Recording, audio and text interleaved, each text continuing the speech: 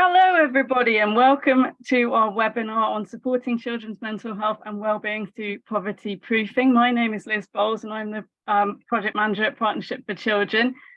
Quick bit of housekeeping before we start the session today. As I mentioned in the joining email, during the main part of the session, we'd like you to keep your video turned off and your sound muted.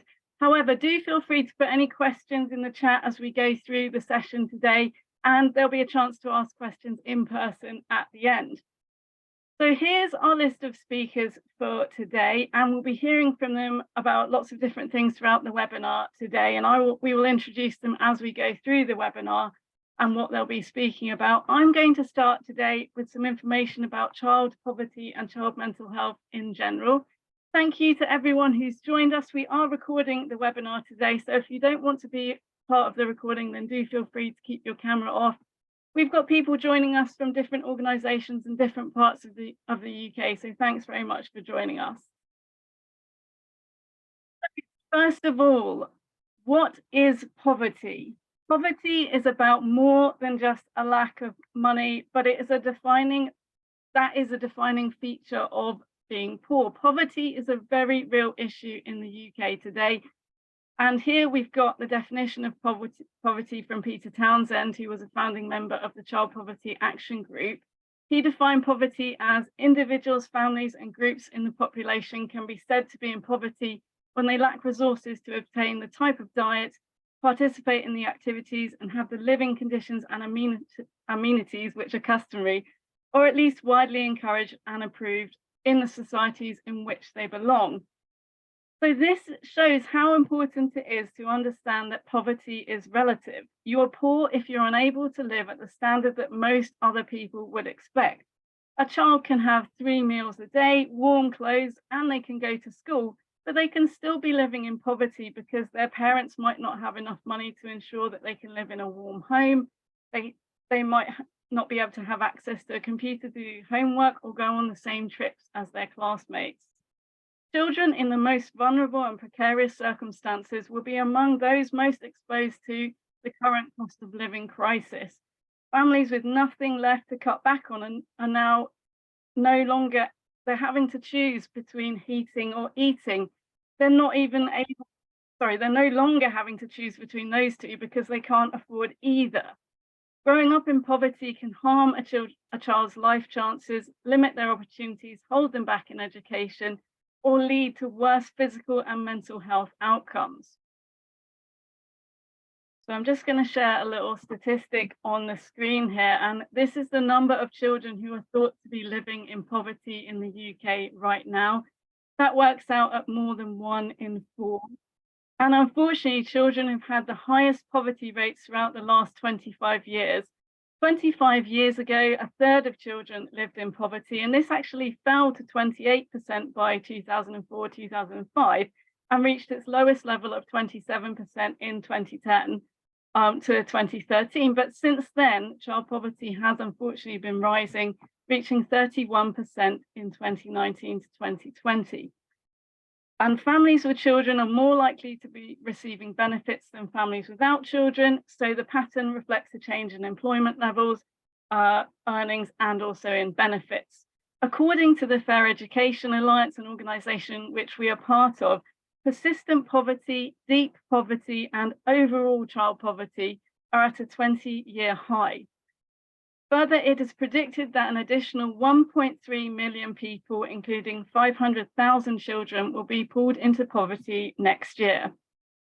New evidence in Bernardo's report, At What Cost, shows that more than half of parents have been forced to cut back on food spending for their family over the past 12 months, and 1 in 5 parents said that they have struggled to provide sufficient food due to the current cost of living crisis, and over a quarter said that their child's mental health has worsened due to this situation. So we're going to have a go at a little activity now. It'd be great if everybody could just, as I'm going through, introduce themselves in the chat and put your location. And if you know them, perhaps you could give the stats on what percentage of children in your school or your area you think are living in poverty.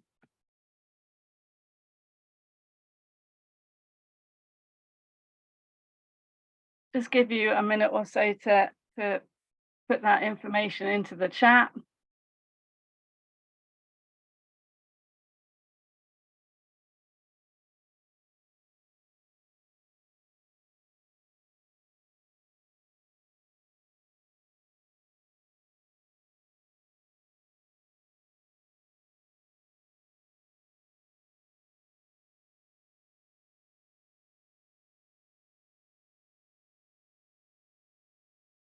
Brilliant. Thank you, everybody who started sharing some of the percentages there and the different areas that they're from.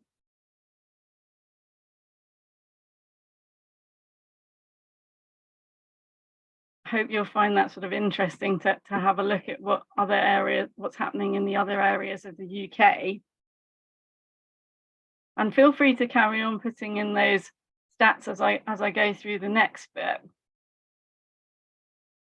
So there's some statistics about poverty for children in the UK, but what is the effect of that poverty on children's mental health? Being born into poverty puts children at greater risk of mental health problems, and for many, this will lead to negative consequences throughout their lives, affecting educational attainment and social relationships, and it can be cumulative. All areas of a child's life are adversely affected by poverty: home, school, friendships, and more. The most visible aspect is, of course, that they don't have what their friends have. For children in poverty, 1 in 40 children aged 5 to 10 engages in self-harm, compared to fewer than 1 in 100 of those with a high socioeconomic status. The Office for National Statistics' most recent prevalence survey from 2004 found that in families with a gross weekly household income of less than £100, 16% of children and young people have a mental health problem, compared with 5% of those with an income of £600 or more.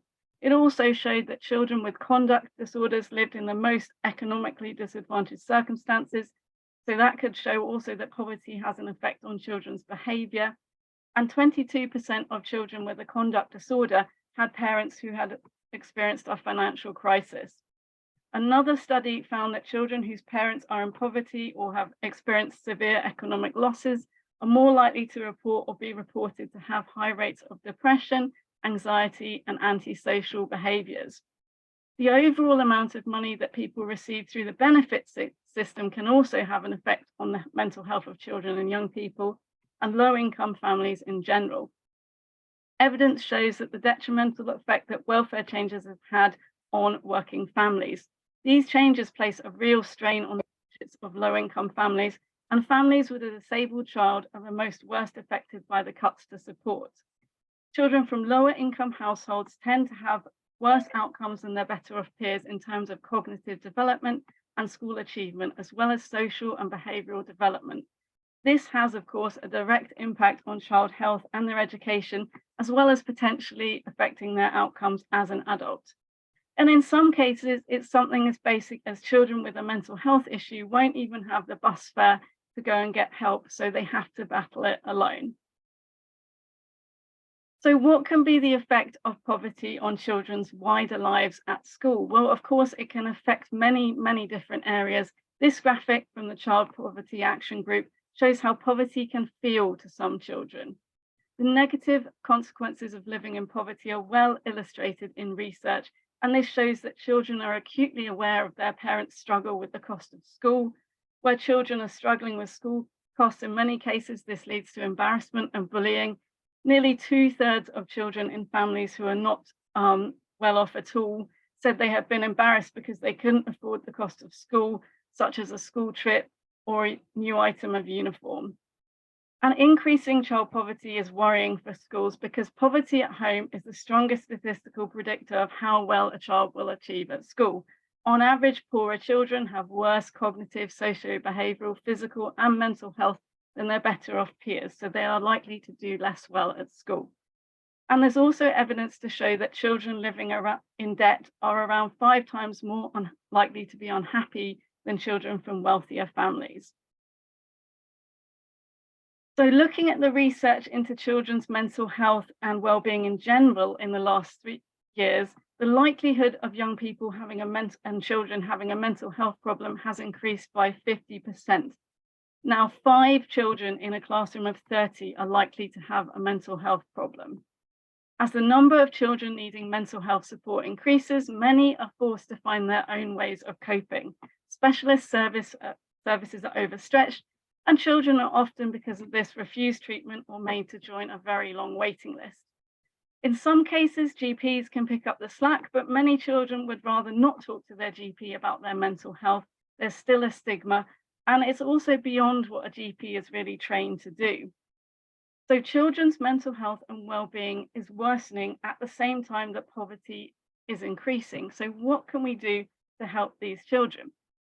Shortly, I'm going to hand over to my colleague, Paula. Paula works for the charity Children North East, a charity that delivers services, support and initiatives that provide a platform for children, young people and families to work through issues, take action and provide them with tools to reach their full potential.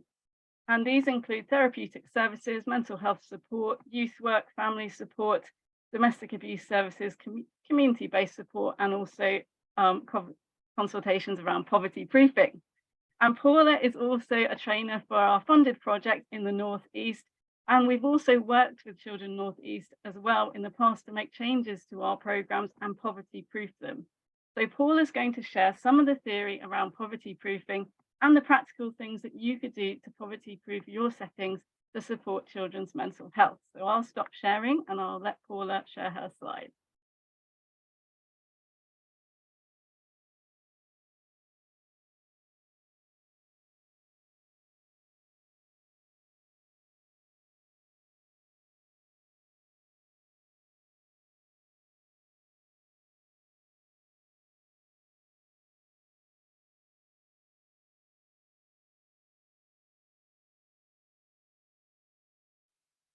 There we go. You're just muted at the moment, Paula.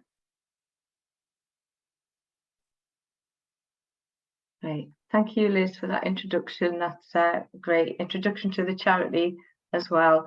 So my name, as Liz said, is Paula, and I've been working for Children North East for 3.5 years now. And when I first started work with Children North East, I was involved in poverty proof and audits. And since then, I've moved more onto participation and wellbeing. So I'm the participation and wellbeing coordinator. Let's have a look. So Liz, the first few slides Liz really has covered, so we'll just go through that. So really for me, in terms of the definitions of mental health and the definitions of poverty as well, what it is about is that ability to be included really in day-to-day life and participate in activities in school and in society. So there is the definition again from Townsend about child poverty. So Liz has already gone through that. So it's that ability to do things that other children and young people are doing, to participate and to feel included and not feel different. So just for a little bit of context there, in terms of the effect of poverty on mental health, which Liz has already gone through, over 100,000 children, for example, lack a warm winter coat. Over 400,000 children go without fresh fruit or vegetables at least once a day. And over 3.2 million children will not have a 1-week holiday away from home a year. And these slides come from a presentation done by our poverty proofing team when they go into school to train staff and do audits. And I've just chosen a few of those slides to show you today. So challenges associated with child poverty. When I have a look at this, you can really think about how this would impact on mental health. So health inequalities, so that access to healthcare, being able to get to appointments, being able to afford transport to appointments, the postcode lottery for health inequalities as well, so physical and mental health, being in the poverty trap, feeling very stressed and worried, not knowing where you're going to get your next meal from, or whether you're going to be okay, whether you can afford things, food insecurity, And I think Liz has more or less covered all of this, but just think about how this would impact on children and young people and their mental health. For housing, or the risk of homelessness, and the poverty premium. So the poverty premium, oops, sorry, gone a little bit too quickly there. The poverty premium is where it actually costs more money to be poor. So things like electricity meters or gas meters, in the long term, they cost more money to run than not having a meter. Also being able to get out and about, public transport costs and things like that. And also the poverty premium is about things, for example, as having to buy repeated items like shoes or boots or coats because you can only buy poor quality. So those items don't last as long. Whereas if you've got the money at the outset to buy a good quality pair of boots or a good quality coat, then that will last longer. So I'm just going to show you this film now. And if this... I can't afford to. They're 4 words I live my life by. My food budget is £40 a week. That's £40 for me, my husband and our 3 children combined. It's 5 days worth of packed lunch for 3 kids and an adult, and it's dinner for 5 every night, and all of our meals at the weekend. There's a massive gap between how poverty is seen by people who don't experience it and what it really means for those of us who do. You might think people like me should watch Jamie Oliver's programme, Money Saving Meals. I'm going to prove to you that you can all, every single one of you, eat like a king no matter what the budget. Well, that's the same programme where he suggested a £20 shoulder of lamb to feed a family over a weekend, and that's not the reality of poverty. The reality of poverty also isn't what you see on TV. It isn't me spending all of my benefits on fags and booze while I watch telly all day in my dirty house. It's me, sitting in the cold, hiding my shadow from the men at the front door as they bang their fists on the glass because I can't pay my water bill. It's calling my mum in tears because someone has sent out a bailiff, and it's counting pennies from a jar to see if there's enough to be able to buy bread. Scouring the supermarkets before they close in the hope of seeing yellow labels that might mean a meal I can afford. And it's staring at empty cupboards, hungry, ashamed, because I must have done something wrong, I must deserve it, except I don't. Until the recession hit, at the same time I had a heart attack at 29, life was good. I went from a nice house, 2 good jobs, spoiled children, to redundancy, a heart attack, a mastectomy, a bankrupt landlord, homelessness, and they all hit at the same time. Now my husband's got an admin job, I'm an author. We still work hard, but his wages, although they're above the minimum wage, don't even cover our rent. So next time you talk about poverty, make sure you know what being poor in this country really means.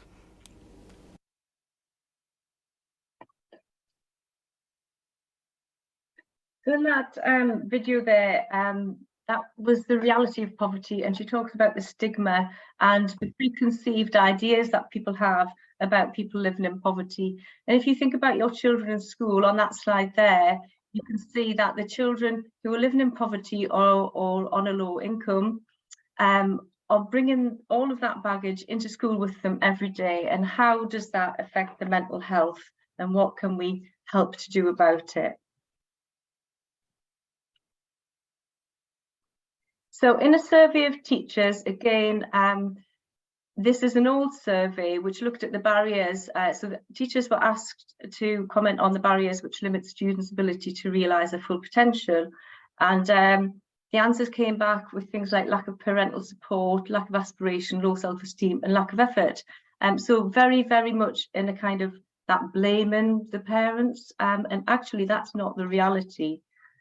So the reality is that people in poverty, both parents and children, experience stigma and shame, exclusion from activities or society, poor health, mental and physical, maybe through poor quality food, lack of resources in school and at home, and lack of parental confidence to help with schoolwork and to participate fully in school life. So when you think about your children at school who live in poverty, think about how these issues would impact the mental health. And you can see there you have the child come to school with so much baggage, hunger, sickness, homelessness already, or the risk of homelessness. So we say that no activity or planned activity in schools should identify, exclude, treat differently, or make assumptions about those children whose household income or resources are lower than others. And you can see from that graphic there, it's about equity, and it's about removing those barriers to make sure that children are included. So in terms of the staff and the school, we're looking at things like a whole school approach and making the staff aware. It's about sensitivity and communication with the parents and the children, and fostering those relationships so that you know what's going on with your children and young people, but also, you know, taking away those barriers as well. So what we say is that to look through the eyes of the poorest child in the school, so to look at the school day through that lens. And this is very, very briefly, I'm not going to go through all of this. This is what we look at in a poverty proofing audit. So when we do an audit, I'm saying we, when the poverty proofing team do an audit, we speak to every child in the school and ask them a range of questions to get their voice. We engage with parents, staff and governors, and we live and breathe the school day. So we have lunch with the children, we go to the breakfast club, we go to after school clubs, all of that.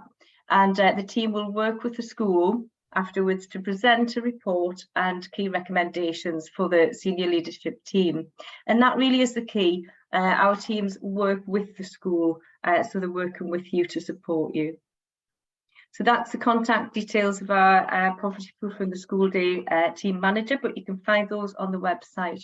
So I'm going to stop sharing.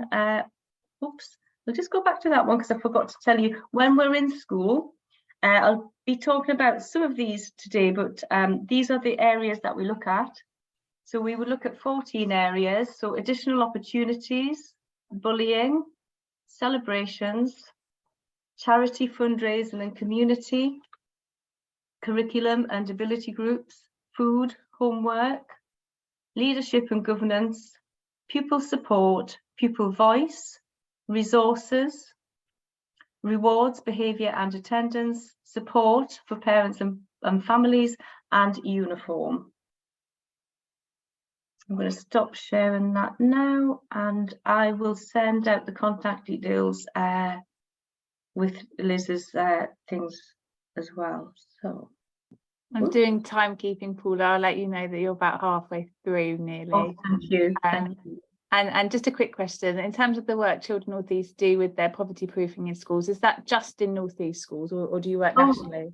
Yes, we work nationally, and we have delivery partners too, but we work throughout the country. So wherever you are in the UK, you can have a poverty proofing audit if you would like one. Let's see. Stop sharing. Okay.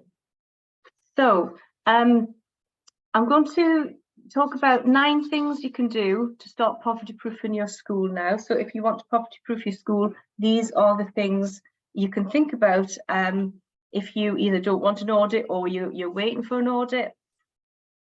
So we look from the perspective of the poorest students, so looking at things through that lens. So one of the things you could have a look at is changing how free school meals are presented and delivered. So think about how you're identifying the children who receive free school meals. Do they have free school meal next to their name on the register? Do they have to stand in a separate line for lunch? And what about school trips? Are their lunches in a brown and white paper bag? Are they identifiable? One school found a way to remedy that was to go to a charity shop and buy a variety of lunch boxes, so that on school trips the children on preschool meals could have their lunch in a lunch box, so it was harder to identify who had preschool meals.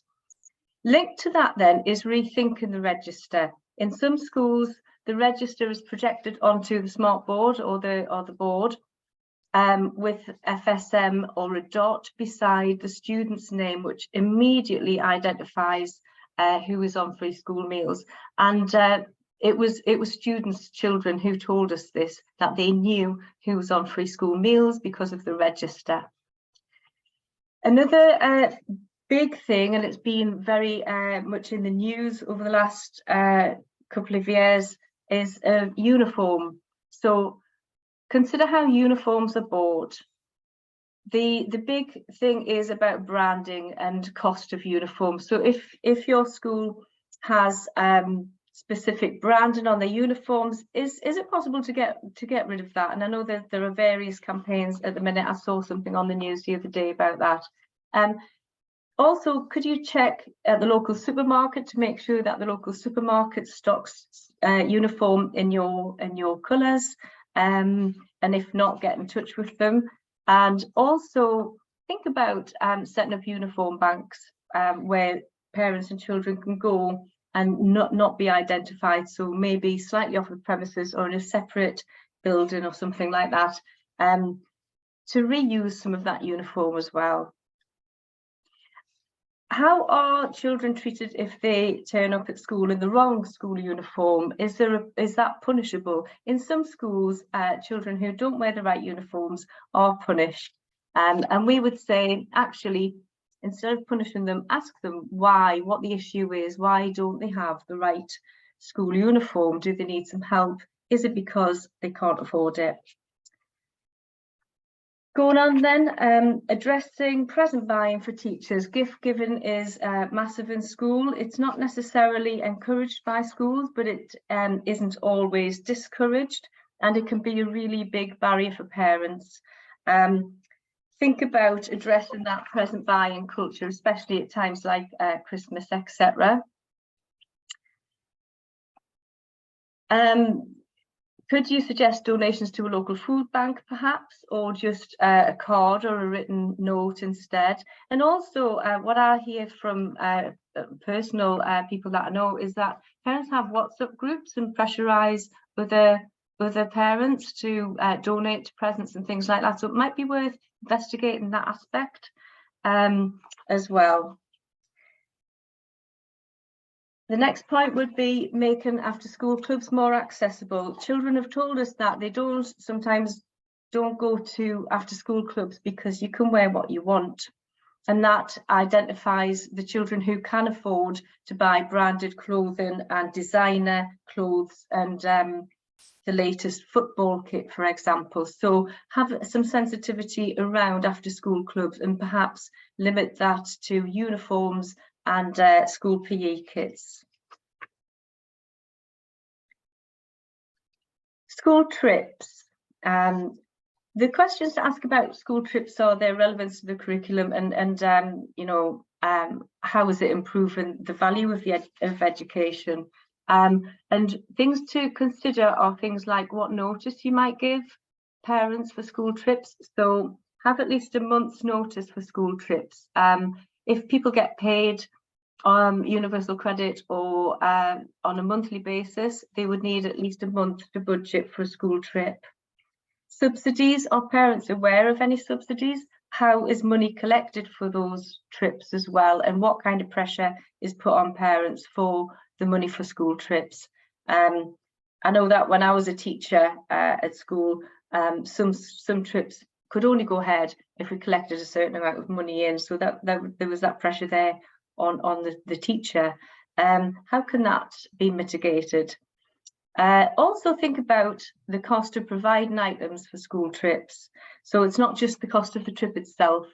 How much money do parents need to spend for the child to access the school trip? What is the real cost? Do they need to take items with them that they might not have and then need to buy? In terms of money, and I'll come back to this later as well, think about how that is collected. A big issue in schools is how money is collected. Is it collected by the class teacher or people able to be identified if they don't donate or if they don't bring money in?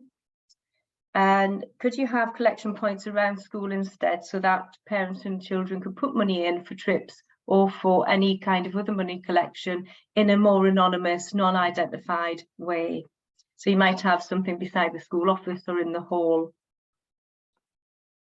Resources, so think about things like resources for homework, for example. Do school require students to have resources for homework that the parents may not have? Could school provide those resources? So just think about that. That was massive actually in the pandemic, and Children North East did go around to deliver resources to schools to give to their children so that they could access some areas of the curriculum. In secondary schools, that's particularly relevant to food technology. How is that food collected or given out to the young people?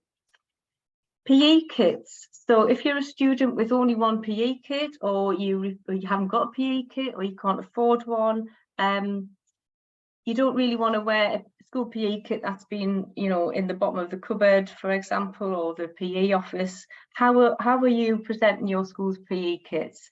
Could you wash them between uses and present them in an immaculate sort of way for children to use? Also, again, coming back to that sensitivity, if a child repeatedly doesn't have a PE kit, why? Is there an issue there that the school can help with? Can I do a time check, please? Yeah, of course, Paula. Maybe sort of 3-4 minutes left. Does that work for you? Yep. Yeah, thank you. There are measures about poverty proofing Christmas. So really, again, thinking about money collection, gift given, and things like that. I don't really have time to go through all of them, but what I would like to do is share the screen again and point you towards some brilliant resources that you might want to use for your school. So let me see, share screen. Whilst we're doing that, Paula, one of the questions that came in was, can schools conduct their own kind of poverty proofing audit? Is there anything that you know, perhaps in terms of resources you have that you could support schools with? Yeah, absolutely. So if you go on the Children North East website, can you see that? Okay. This is the Children North East website. And if you go to how we can help, and you go down to poverty proofing the school day,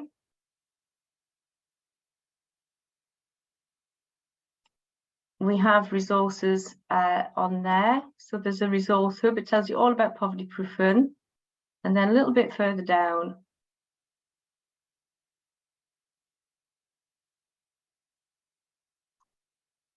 here we are, a resource hub there.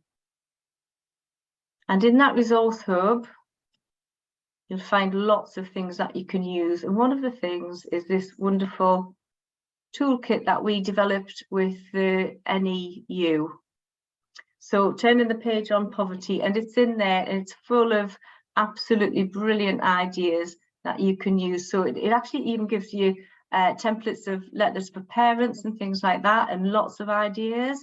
And it also gives you some of the theory about poverty proofing. So it's really worth having a look. And that's something you can get started with straight away. So it has a bit on the theory, and then it goes on to all sorts of things. Also on the website, you will have access to this as well. And this is a calendar of the school year. And it's called the Cost of the Day calendar. It's also on the Child Poverty Action Group website. And it goes through each month, and it's got some great ideas for Christmas as well, and shows you ways that you can poverty proof. So it's got some information at the beginning there, and then throughout the year, general poverty proofing measures that you can do, things you can think about. And then it goes through each month and what might come up in those months, for example. So if you go down to December, sorry, I don't mean to make you dizzy. Here we are, gift giving, photos, the Christmas fair. There are so many things, nativities, performances, concerts, fairs that are quite cost prohibitive to families. And it's really looking at it through the eyes of the poorest child in the school, and being sensitive, but lots of ideas there. Just before I finish as well, there is a specific one, an advent calendar. I think that was on the Child Poverty Action Group website. So if you go on the CPAG website, that advent calendar is there, and that one is from, I think it's from last year. I don't know if they're bringing one out, because there the first is on a Wednesday, and I think the first is actually on a Thursday this year. But again, masses of ideas that you can implement straight away. So thank you so much for listening, and I hope that has proven useful. And if you want to get in contact for an audit or any other things, just pop on the website or email me, and I'll pass those queries on. Thank you. Thanks, Paula. I've popped a link in the chat to your website, and in the follow-up email we'll include some more of the direct links to the resources that that you mentioned. Thank you. Thanks very much. If anybody's got any other questions on what Paula's covered, pop them in the chat and we will try and come back to them at the end. If not, we can follow up with you directly. So I'll introduce myself first. So I'm Hannah Baker, Programme Director at Partnership for Children. So Liz and I, we're both from Partnership for Children. We've organised a webinar today. So we're a children's mental health charity. We're based in South West London, but we work with schools nationally as well as internationally to develop children's life skills to support their mental health and wellbeing. And I'm also a school governor as well. So now we've heard a bit about what poverty proofing involves within schools. I'm going to focus on supporting the mental health and wellbeing of children living in poverty through social and emotional learning. So I will aim to be sort of just under 10 minutes, because we've got Claire after me, and I'm sure her talk is much more interesting. You'll be hearing from her work on the ground in schools. I may have overestimated how much I can get through, so I may skip through some bits. But I would explore some of the key themes within our Skills for Life programmes, which you could use or focus on within your PSHE or social emotional learning offer. And we've also have a selection of free downloadable activities related to the programmes, which we'll be sharing with attendees as well. So as some of you may already know, we've got 4 evidence-based social and emotional learning programmes which cover the primary school age range and transition to secondary school. And we also have an adapted programme for special schools as well. We work with around 150 schools in the UK a year, and actually a majority of these are schools within areas of high deprivation and poverty. So we worked with the Children North East team to poverty proof our programmes in the latest programme revision, so that we can ensure that any activities we were suggesting would not negatively impact children living in poverty through the social and emotional learning work. So as I'm sure you're all aware, SEL is so important for children's current and future wellbeing and quality of life, which is highlighted here by the Early Intervention Foundation. Most importantly, SEL is especially important for children from disadvantaged backgrounds, because research has found they often have weaker social and emotional learning skills at all ages.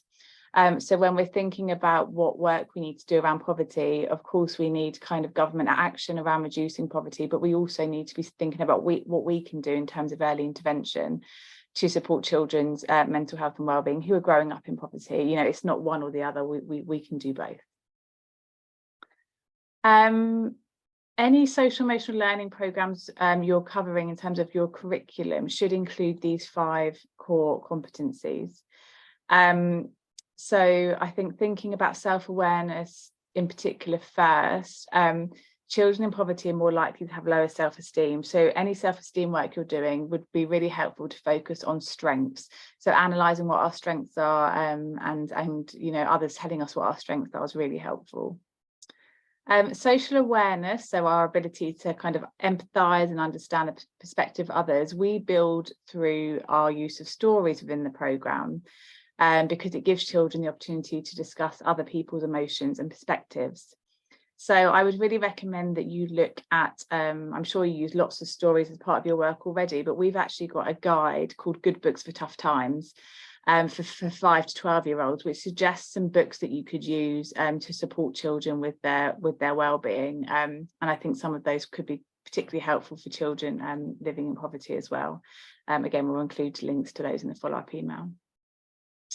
I won't go through the rest in detail, but have a look at, if you don't already know about the Education Endowment Foundation, they have a guide for improving social and emotional learning in primary schools, and they are actually an organisation which is dedicated to breaking the link between family income and educational achievement. So they've got some really good resources on their website as well. yeah, anything you're doing around social emotional learning always go back to these 5 core competencies. So if we think about one of the kind of first competency was around self-management, self-awareness, thinking about emotional regulation. This is a really important area for children living in poverty who are 5 times more likely to be unhappy. So the most important concept behind our Zippy's Friends, Apple's Friends and Passport programs is coping. So how we respond to difficulties and stress. And you can use the theory behind coping and some of the application in your work with children living in poverty, as well as the other pupils in your school as well. So really briefly, in any situation, we first assess what it means for us, and our perceptions can differ quite widely. So, you know, jumping out of an aeroplane with a parachute would be stressful for some people, others would see it as a fun activity. But if our first assessment of something shows that it could be difficult or stressful or dangerous, we automatically engage in a process to determine how we'll cope with it, and we all respond differently. And the coping strategies we choose, some will be more effective than others. So, you know, going to the cinema, having a glass of wine might help us feel better for a short time, but it won't improve the situation in the long term. So really what our work is doing is all about supporting children to find helpful coping strategies which ultimately improve their mental health. And when we think about children living in poverty, they're going to need more coping strategies than perhaps other children would need. Usually coping is an automatic process. We don't really think about it, but actually what we want to do is make it an active process. So really discussing how we can best cope with specific situations. And when somebody has a broad range of coping skills, they're considered to have coping flexibility. So research has shown that having flexibility is associated with positive outcomes when you're faced with difficult situations, and ultimately fewer mental health problems. So we really want to build children's coping strategies to improve their mental health. Coping skills are taught in the programme through reference to our golden rules, which children evaluate their coping skills against, and you could use these within your own school outside of the programmes. They're really simple, but they're really, really powerful. So any coping strategy we engage in must help us feel better or improve the situation or both, and it must not harm us or anyone else. So there's no perfect coping strategy which will work for everyone, but really it's about children learning new ones from each other. And then I think really when we're thinking about how we support children with this, through our work with schools, we really encourage teachers to refer back to the coping strategies and golden rules in teachable moments, in real life situations when they're playing on the playground and, you know, things go wrong. Really asking teachers to recognise and validate children's feelings in the first instance, and then guide them through the process of, you know, what will help you feel better? Does it obey the rules? Can you ask somebody else for advice, you know, if you're not sure what to do? Really, we don't want to kind of play down situations and fix it for the children, because it's not helpful in the long run. We really want to empower children to find their own coping strategies. And these can be action-focused coping strategies, and they can be emotion-focused coping strategies. So you might want to do something to change the situation, which is that action-focused, or it might be just about improving how we feel about the situation, thinking about positive emotions to help us feel better.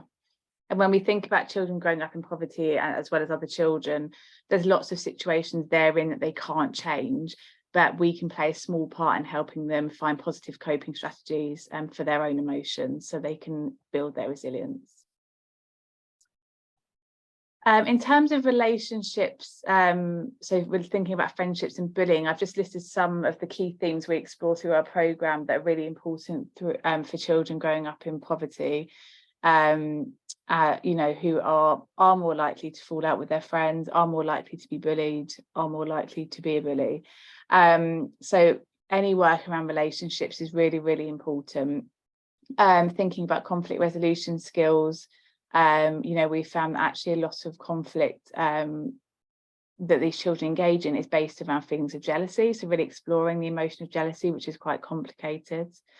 And thinking about what the qualities of a good friend are. So remember, any work you do around social emotional learning builds up relationships with children themselves. So as they're taking part in these activities, the class climate is improving, and they're supporting each other. So I know sort of Paula was mentioning before about, you know, how we can maybe not highlight the fact some children are living in poverty and you know, everyone's kind of in on an equal playing field, but actually even supporting children to be able to disclose and be honest about the situations they're in, if they feel comfortable to, is also something which schools often look at.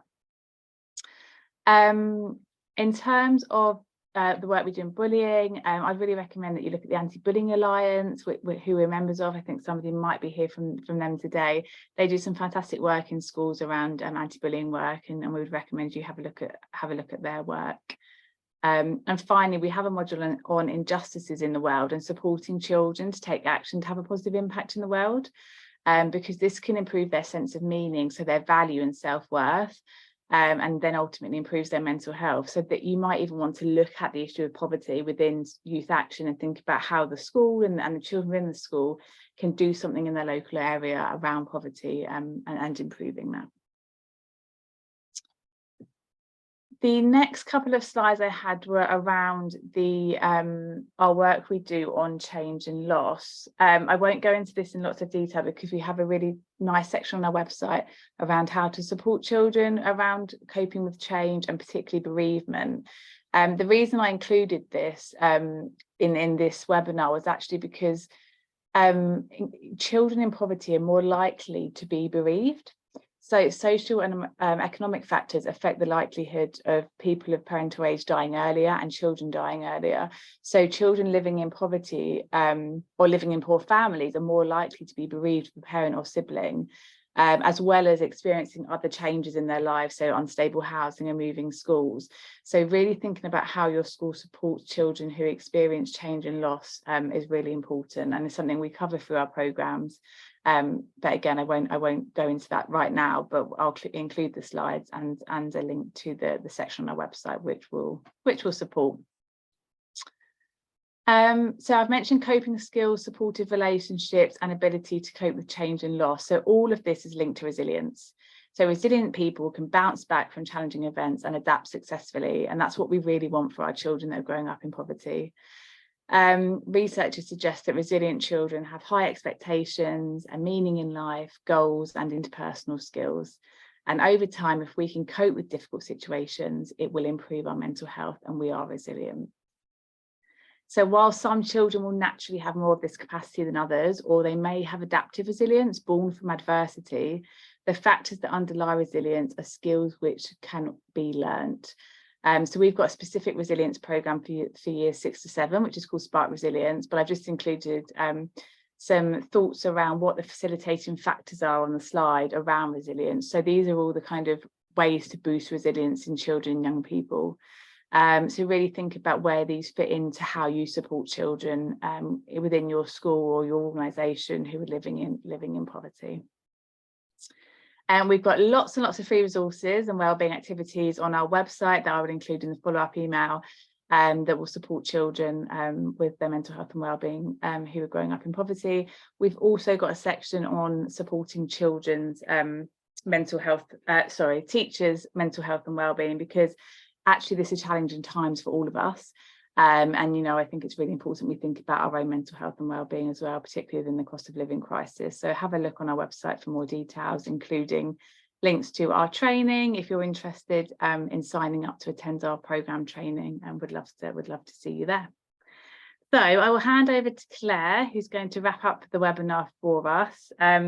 So Claire is principal at Richmond Academy in Oldham, who we've worked with over the past few years, thanks to funding we received to support schools in Oldham, which was really part of the government drive to improve social mobility in areas of deprivation.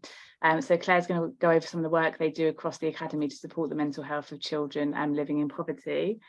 So that will probably take us up to the end, Claire. It's about 10 minutes. So if you've got any questions, pop them in the chat, and we will answer them at the end or in a follow-up email. Okay, thank you, Hannah, and thanks for inviting me today to share our journey and how we support children's mental health and wellbeing through poverty proofing. Just if you want to go to the next slide, Liz, I just thought I'd give you a bit of context around our academy. So in 2014, we joined the Harmony Trust. We are a 2-form entry school. We have 396 pupils on roll.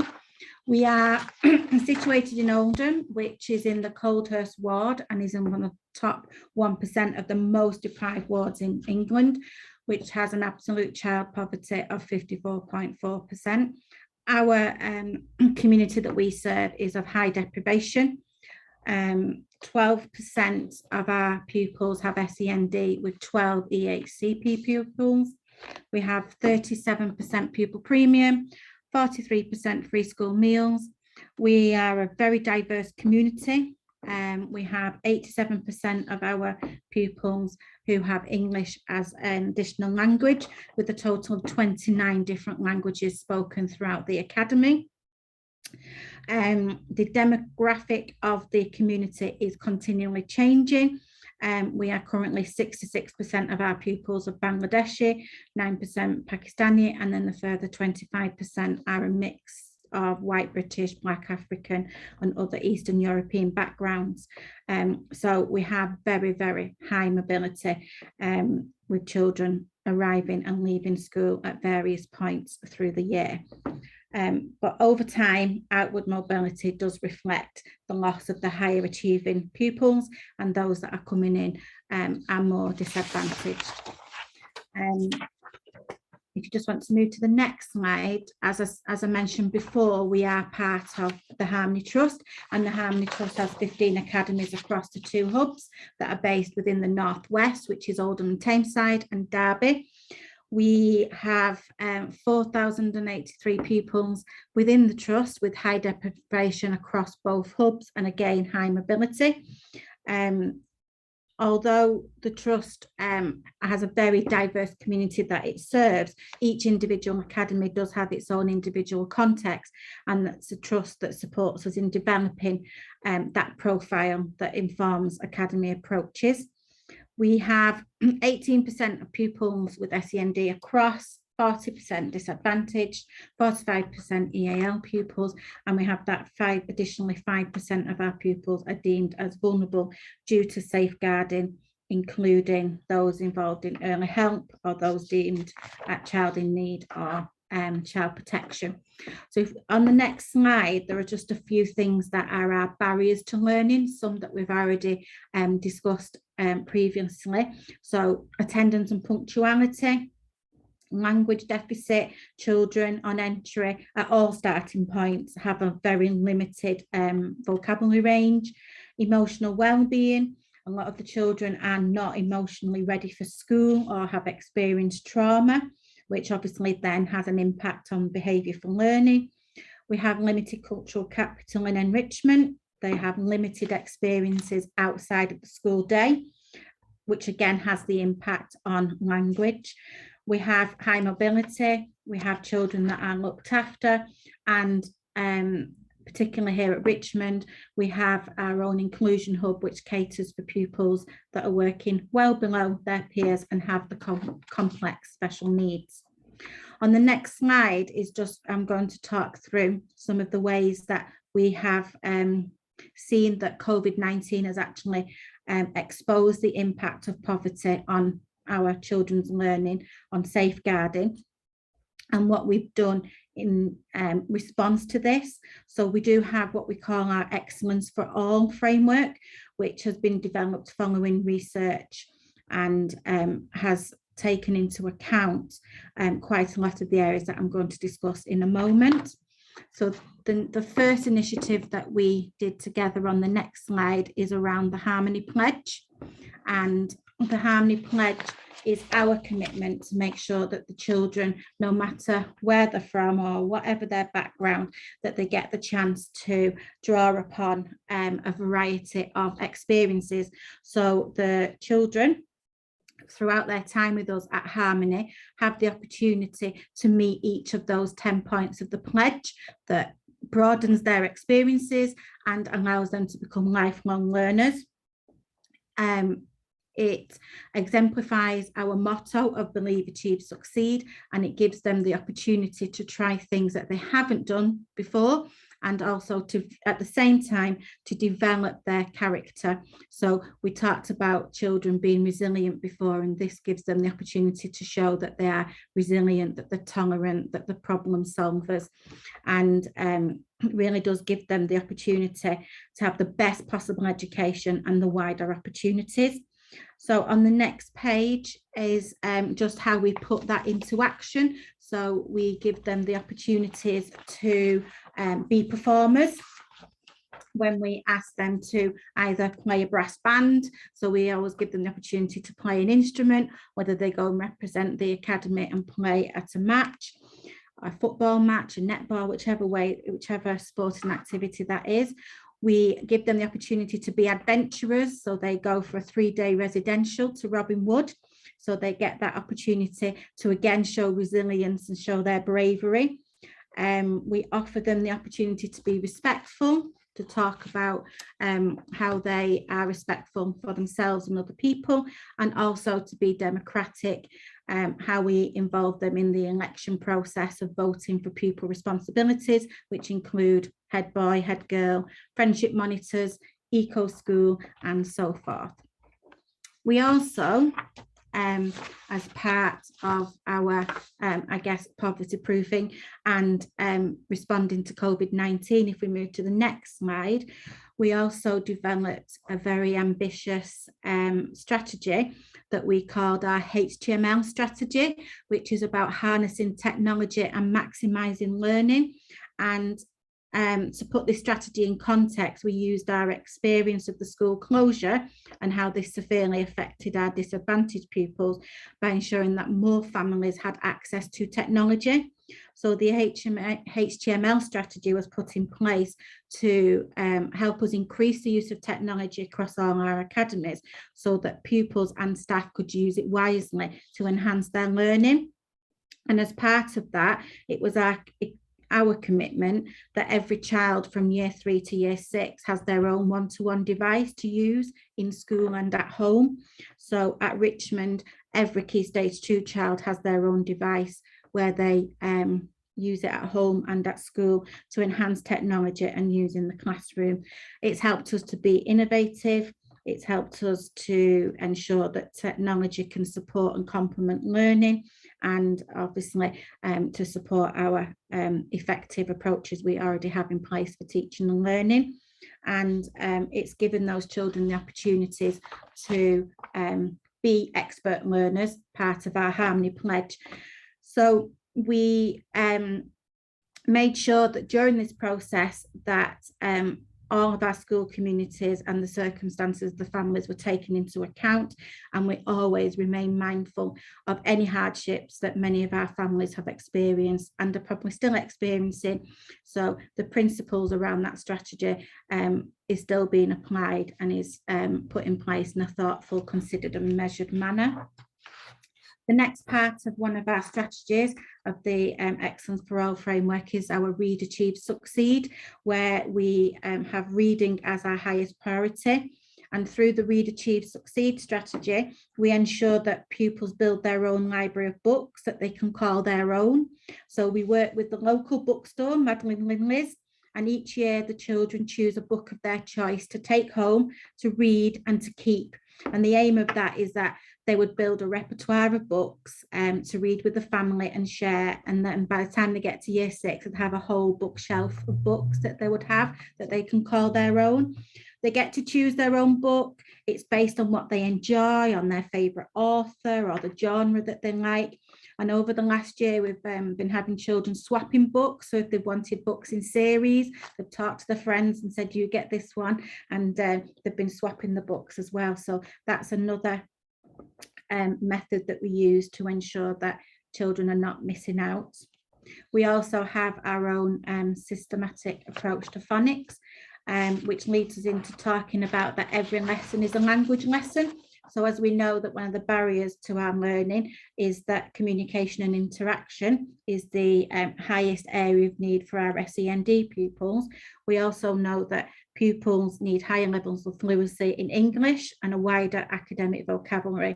So at Richmond, every day is a language lesson. Every day is an opportunity to develop vocabulary, and all our pupils use language structures and scaffolds to support their learning and to provide access to a relevant curriculum.